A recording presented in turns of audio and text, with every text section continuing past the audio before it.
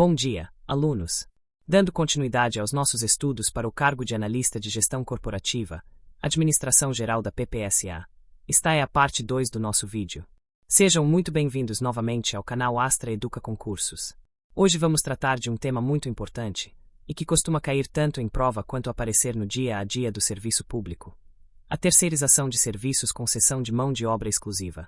Para começar, vamos deixar claro: terceirização é quando uma organização contrata uma empresa especializada para executar uma atividade específica, em vez de contratar diretamente os trabalhadores.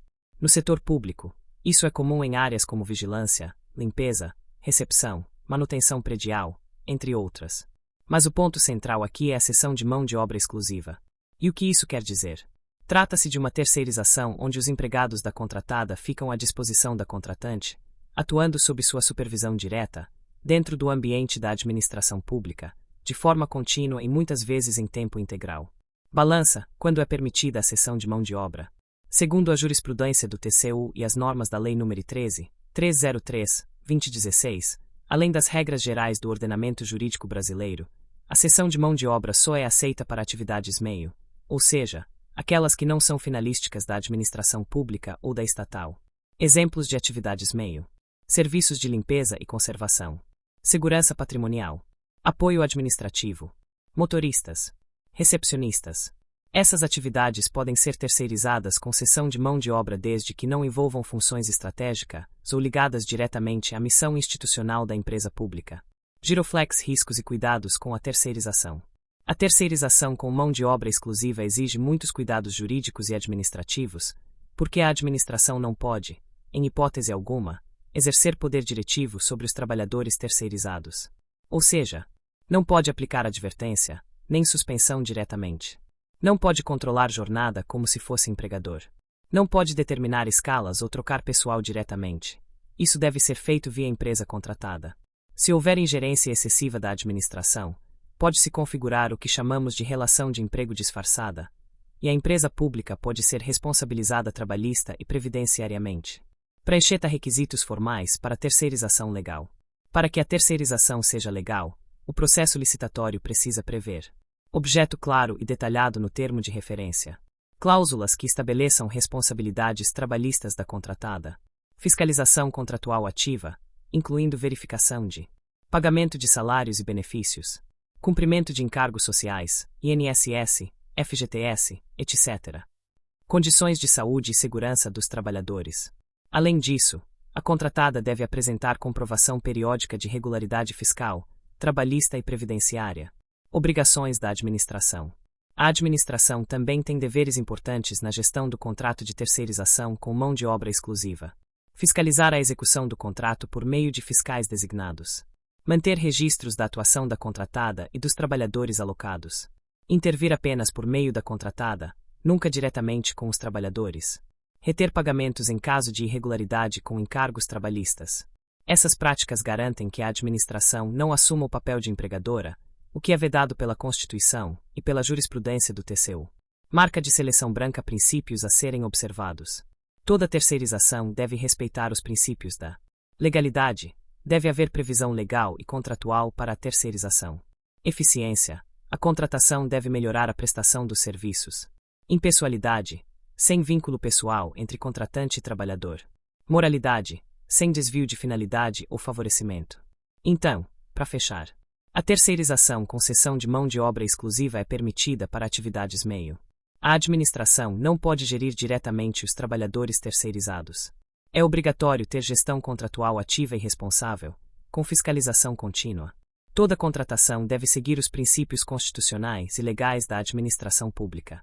Fique atento a esses pontos na hora da prova, porque as bancas gostam de cobrar situações práticas, e muitas vezes tentam confundir o candidato sobre o que é permitido ou não na terceirização com mão de obra exclusiva.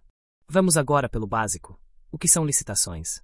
Licitação é o procedimento administrativo formal usado para a administração pública escolher a proposta mais vantajosa para a contratação de bens, serviços ou obras.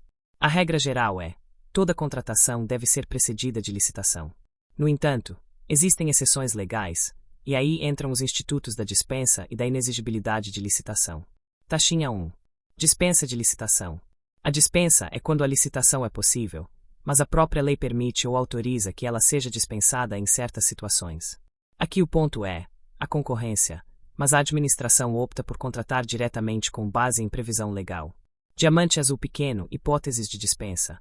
A nova Lei nº 14.133/2021, no seu artigo 75, traz diversos exemplos de dispensa de licitação. Vamos destacar os principais. Baixo valor da contratação. Até R$100 mil para obras e serviços de engenharia, e até R$50 mil para outros serviços e compras, valores para pessoas jurídicas, podem ser atualizados por decreto. Situação de emergência ou calamidade pública, como pandemias, desastres naturais, etc. Aquisição ou locação de imóvel, desde que o preço esteja compatível com o mercado e seja devidamente justificado. Contratação de instituição brasileira incumbida legalmente de pesquisa, ensino ou desenvolvimento institucional. Compra de bens produzidos por pessoa com deficiência, reeducandos ou egressos do sistema prisional. Esses são apenas alguns exemplos. O importante é entender que a lei lista todas as hipóteses taxativamente, e a administração não pode criar novas exceções por conta própria. Taxinha 2. Inexigibilidade de licitação. Agora vamos à inexigibilidade. Essa é a situação em que não há possibilidade de competição, ou seja, não existe pluralidade de fornecedores ou prestadores para o objeto pretendido. Por isso, a licitação seria inútil. Diamante azul pequeno, hipóteses de inexigibilidade, art. 74 da Lei 14.133/2021. Contratação de profissional de qualquer setor artístico, diretamente ou por meio de empresário exclusivo, desde que consagrado pela crítica ou opinião pública. Aquisição de bens ou serviços com fornecedor exclusivo, comprovado por atestado de exclusividade. Serviços técnicos especializados de natureza predominantemente intelectual, como pareceres, consultorias e auditorias, com notória especialização. Aquisição ou locação de imóvel cujo proprietário seja único, também aparece em dispensa, dependendo da natureza jurídica da aquisição. A lógica aqui é: não há como promover concorrência quando só existe um fornecedor viável, ou quando o serviço exige especialização ímpar. Divisórias de arquivo 3. Instrução dos processos de contratação direta. Tanto na dispensa quanto na inexigibilidade, a contratação direta exige um processo administrativo bem fundamentado, com documentos que comprovem. Justificativa da escolha do fornecedor ou prestador. Justificativa do preço, por meio de pesquisa de mercado, portais oficiais ou tabelas referenciais. Análise da área técnica ou da fiscalização sobre a necessidade da contratação. Minuta do contrato ou instrumento equivalente, nota de empenho, ordem de serviço, etc. Parecer jurídico obrigatório, atestando a legalidade do procedimento. Além disso, a contratação deve ser publicada em meio oficial, como previsto na própria Lei nº 14.133/2021, garantindo a transparência e o controle social. Sinal de alerta, atenção. Erro comum em prova. Um erro comum é achar que a inexigibilidade pode ser usada por conveniência. Isso é falso. Ela só pode ocorrer quando for comprovado que não há possibilidade de competição. Outro ponto importante: mesmo nas hipóteses de dispensa, o processo deve ter critérios objetivos, controle de preços e comprovação da vantajosidade para a administração. O que é o Sistema de Registro de Preços? O SRP é uma modalidade especial de contratação pública, prevista na Lei nº 14.133/2021 e também na antiga Lei nº 8.666/1993, que permite à administração pública realizar uma licitação para registrar os preços de bens ou serviços, sem que haja a contratação imediata. Ou seja, o poder público faz a licitação, escolhe o fornecedor, registra os preços e condições, mas só executa a compra ou a contratação quando realmente precisar. 1. Como funciona o SRP? Funciona assim. A administração percebe que vai precisar de um determinado produto ou serviço de forma recorrente, como por exemplo, material de escritório, serviços de limpeza, combustível, alimentação, equipamentos de informática. Mas ao invés de fazer uma licitação toda vez que precisar, ela faz uma única licitação, registra os preços dos vencedores em uma ata, e depois vai contratando de forma fracionada, conforme a demanda aparecer. Essa licitação normalmente ocorre na forma de pregão, preferencialmente eletrônico, por ser mais ágil, transparente e econômico. Lista 2. Ata de registro de preços. A ata é o documento formal onde ficam registrados os fornecedores vencedores, os produtos ou serviços, os preços unitários, as condições de fornecimento, os prazos. Essa ata tem validade de até 12 meses, podendo ser prorrogada por mais 12 meses em caráter excepcional, conforme o artigo 84 da Lei nº 14.133/2021. Importante: o registro de preços não obriga a administração a contratar, e o fornecedor também só é obrigado a fornecer se for convocado dentro das condições da ata. 3. Vantagens do SRP. Por que o sistema de registro de preços é tão usado? Vamos listar as principais vantagens. Agilidade nas compras futuras. Padronização dos itens adquiridos. Economia de escala, já que a licitação contempla grandes quantidades. Evita desperdício, pois só se contrata o que for realmente necessário. Transparência e planejamento, com critérios objetivos e previsibilidade. Além disso, vários órgãos públicos podem compartilhar a mesma ata, o que chamamos de carona no SRP. Mas atenção! Esse compartilhamento deve ser previsto no edital e seguir regras específicas para não comprometer o equilíbrio do contrato. Balança 4. Base legal atual do SRP. Na legislação atual, o SRP está regulamentado principalmente no artigo 82 a 86 da Lei nº 14.133/2021, a nova Lei de Licitações. Em decretos e regulamentações internas dos entes federativos e das empresas estatais, como é o caso da PPSA. Também é importante verificar se o Regulamento Interno de Licitações e Contratos, RILC, da PPSA traz orientações complementares sobre o uso do SRP. Taxinha 5. Cuidados e controle no uso do SRP. A administração precisa tomar alguns cuidados. Justificar tecnicamente a conveniência do SRP. Fazer pesquisa de preços de mercado antes da licitação. Monitorar a vigência da ata e a qualidade do fornecimento. Garantir que as quantidades registradas sejam estimadas com base em histórico real de consumo. O controle e a fiscalização são fundamentais para evitar superfaturamento, uso indevido ou desperdício. Você sabe o que é credenciamento no contexto das contratações públicas? Pois bem, o credenciamento é uma forma de contratação direta, sem licitação, prevista na Lei das Estatais, Lei nº 13.303/2016, mais especificamente no artigo 29, inciso 18. Mas atenção! Embora dispense a licitação, o credenciamento não é contratação aleatória. Pelo contrário, ele exige critérios objetivos, publicidade e igualdade de condições entre os interessados. O que é o credenciamento? O credenciamento é usado quando a administração pública deseja formar um cadastro de prestadores de serviços ou fornecedores, sem exclusividade, e que devem estar previamente habilitados segundo regras claras e públicas. Um exemplo clássico. Imagine que uma estatal como a PPSA precise de serviços médicos especializados, como consultas com diversos especialistas. Em vez de fazer uma licitação para contratar um único médico, ela abre um edital de credenciamento. Todos os profissionais que cumprirem os requisitos, documentação, habilitação técnica, etc., serão credenciados. Assim, sempre que houver demanda, a estatal poderá escolher entre os credenciados, seguindo critérios como localização, disponibilidade, rodízio, entre outros. Balança fundamentação legal. A Lei nº 13.303/2016, em seu artigo 29.18, autoriza expressamente a contratação por credenciamento quando houver a impossibilidade de exclusividade na contratação e for necessário garantir a ampla oferta de bens ou serviços a qualquer interessado. E o que isso significa? Significa que o credenciamento é uma forma de garantir pluralidade, sem restringir a prestação do serviço a um único fornecedor. Alto-falante como funciona o processo de credenciamento. Edital de chamamento público. A estatal publica um aviso público, convocando os interessados. Critérios objetivos. O edital deve conter requisitos técnicos e legais bem definidos, que permitam ampla concorrência. Inscrição contínua. Em muitos casos, o edital fica aberto por prazo indeterminado, permitindo que novos interessados entrem a qualquer momento. Análise da documentação. Os interessados apresentam os documentos e, se aprovados, entram no cadastro de credenciados. Contratação por demanda. A estatal contrata os serviços dos credenciados conforme necessidade, de forma não exclusiva e impessoal. Taxinha quando o credenciamento é indicado. O credenciamento é ideal para situações como serviços de saúde, médicos, odontológicos, exames laboratoriais, transporte escolar, capacitação e cursos especializados, hospedagem em rede hoteleira, e qualquer serviço onde não se deseja exclusividade, mas sim pluralidade e flexibilidade de escolha. Atenção para pontos críticos. O edital de credenciamento deve ser amplamente divulgado. Os critérios precisam ser objetivos e impessoais. A remuneração deve ser previamente estabelecida no edital, ou negociável dentro de um teto definido. Não há competição entre os credenciados, mas todos devem ter igualdade de oportunidade para serem chamados.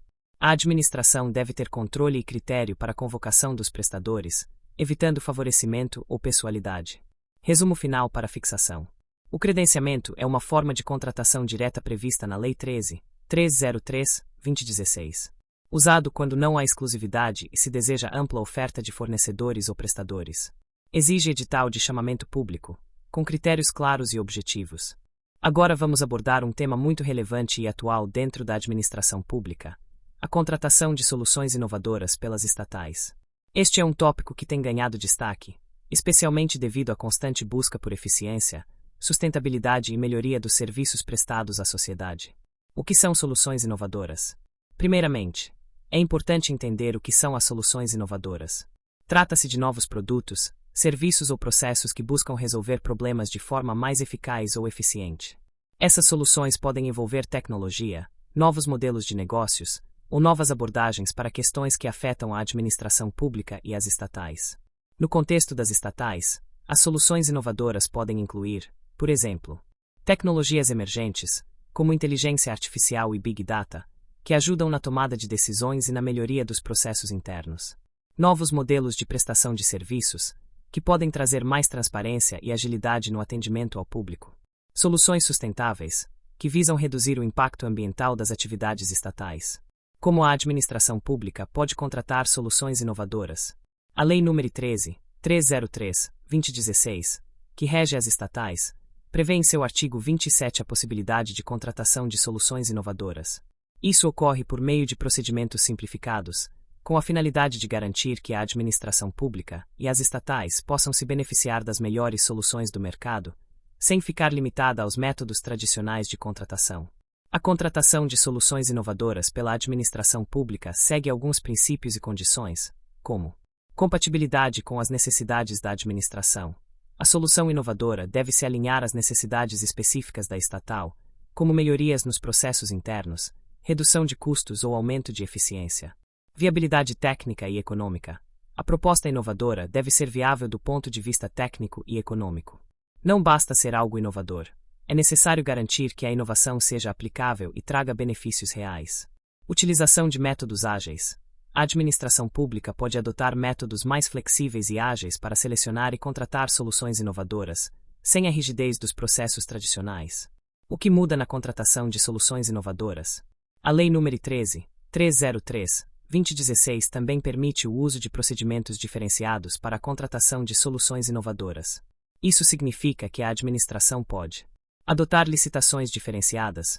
O processo licitatório pode ser adaptado para atender às características específicas da inovação, permitindo mais flexibilidade na escolha da solução mais adequada.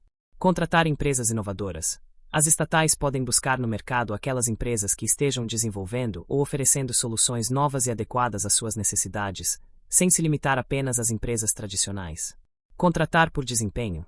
Ao invés de contratar uma solução fixa, a administração pública pode contratar empresas para entregar resultados específicos, medindo o desempenho conforme os objetivos e metas estabelecidos. Exemplo prático de contratação de soluções inovadoras. Um exemplo prático seria uma empresa pública de transporte que decide contratar uma solução inovadora para otimizar a gestão de suas frotas. Em vez de contratar apenas uma empresa que forneça veículos, a estatal pode buscar uma solução tecnológica integrada, que utilize dados em tempo real para otimizar rotas, monitorar os veículos e melhorar o atendimento aos passageiros. Essa solução pode envolver inteligência artificial, Big Data e Internet das Coisas, IoT, tornando o processo muito mais eficiente e sustentável. Considerações finais. As soluções inovadoras representam um grande passo para a transformação digital da administração pública e das estatais. Elas são fundamentais para melhorar a qualidade dos serviços públicos, reduzir custos e promover a eficiência. A Lei das Estatais, com suas atualizações, traz a flexibilidade necessária para que as organizações públicas possam incorporar inovações que tragam benefícios reais para a sociedade. Porém, é importante que a contratação dessas soluções seja bem planejada, garantindo que as inovações não apenas resolvam um problema imediato, mas que também sejam sustentáveis no longo prazo. E com isso concluímos nossa explicação sobre a contratação de soluções inovadoras pelas estatais. Se você achou essa aula útil, não se esqueça de curtir, se inscrever no canal Astra Educa Concursos e ativar o sininho para não perder nenhum conteúdo. Nos vemos no próximo bloco. Agora vamos falar sobre práticas sustentáveis em processos de aquisição dentro da administração pública e das estatais, um tema que está se tornando cada vez mais relevante no contexto atual. Com o aumento das preocupações ambientais e a necessidade de adotar uma postura mais responsável socialmente, as práticas sustentáveis têm ganhado destaque nos processos de compras e contratações da administração pública. O que são práticas sustentáveis? Antes de abordarmos as práticas sustentáveis especificamente nas aquisições, vamos entender o que elas significam. Práticas sustentáveis envolvem ações e escolhas que visam reduzir os impactos ambientais, sociais e econômicos, promovendo um desenvolvimento que atenda às necessidades do presente sem comprometer as gerações futuras.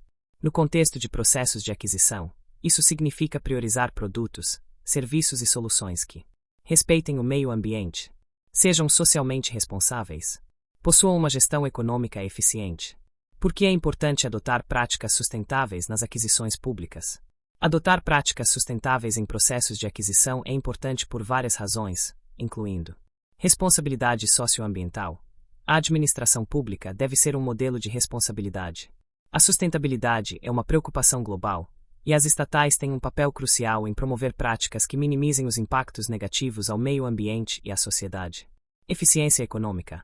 Ao priorizar soluções mais eficientes em termos de uso de recursos, muitas vezes é possível reduzir os custos a longo prazo.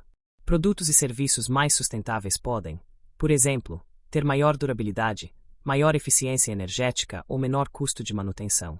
Atendimento à legislação. Diversas leis e regulamentos, como a Lei nº 13.303/2016, Lei das Estatais, incentivam ou exigem a adoção de práticas sustentáveis, incluindo a realização de compras com critérios ambientais.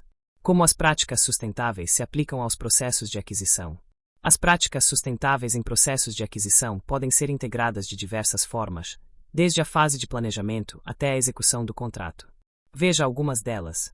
Inclusão de critérios ambientais nos editais. Uma das formas mais comuns de incorporar a sustentabilidade nas aquisições é incluir requisitos ambientais nos editais de licitação.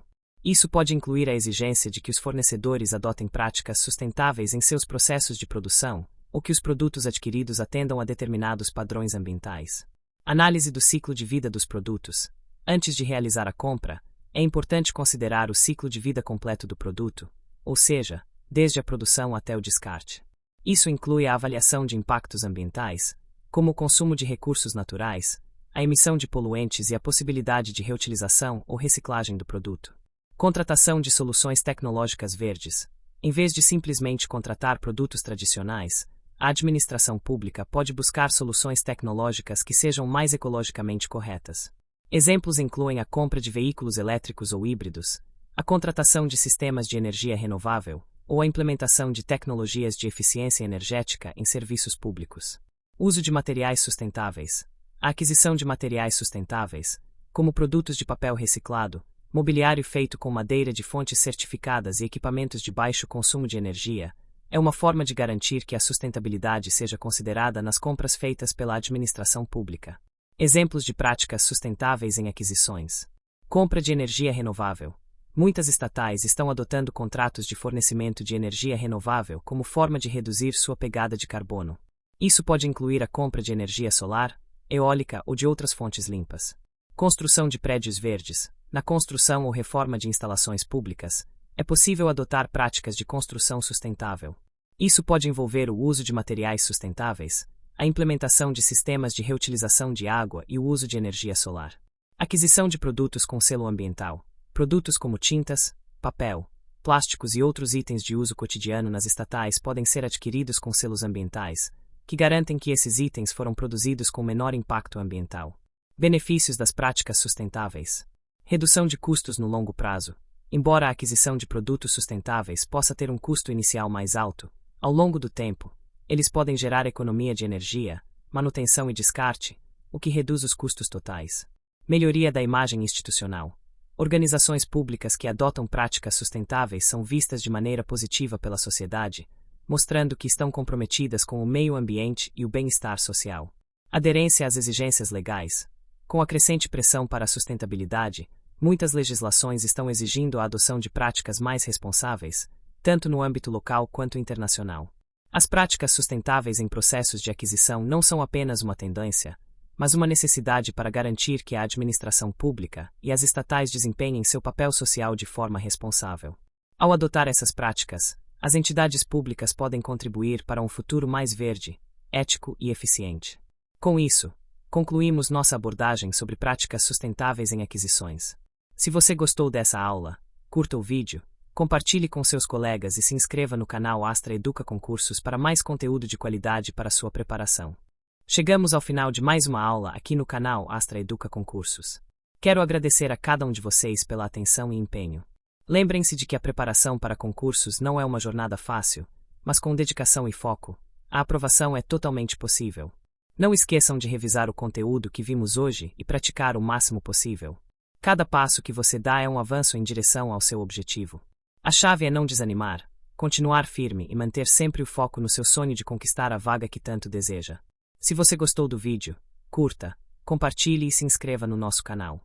Assim você fica por dentro de todas as atualizações e novos vídeos que vamos lançar para ajudar você na sua preparação. Continue estudando. A aprovação está mais perto a cada dia. Vamos juntos nessa. Até o próximo vídeo e muito sucesso nos seus estudos. Nos vemos em breve.